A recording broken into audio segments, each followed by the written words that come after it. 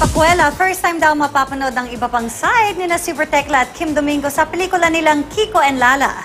Yan ang chika ni Nelson Canlas. Beyond ganda, dolled up at super glam na Super Tekla ang tampok sa feature ng Kapuso Profiles ng GMA Entertainment. Ibang-iba sa usual na imahe ng komedyante sa The Bubay and Tekla Show.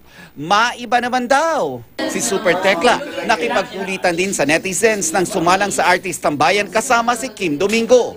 Kumasa sila sa iba't ibang challenge, gaya ng aktingan. Lads, salamat at nandiyan ka parati sa tabi ko.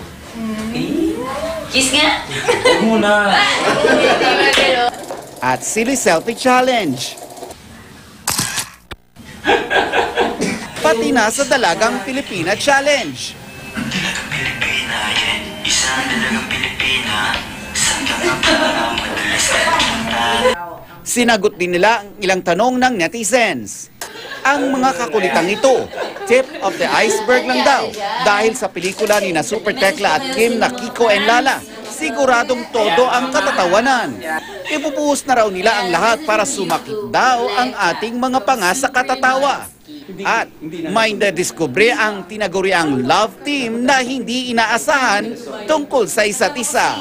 Pag sinabing Tekla, komedyante lang, puro pagpapatawa. Pero nung nandun kami sa movie, doon ko nakita na ito yung other side ni na Tekla na kinagulat ko rin syempre na nakita ko na pag sinabing alam mo, iyak talaga. So, very proud ako sa kanya. Paghandaan mo talaga si Kim Domingo. Pero nagulat ako na napaka niya, walang arte, walang napaka-professional ni Kim katrabaho. As in, natutulala na lang ako. Nelson Canlas, updated sa Showbiz Happenings.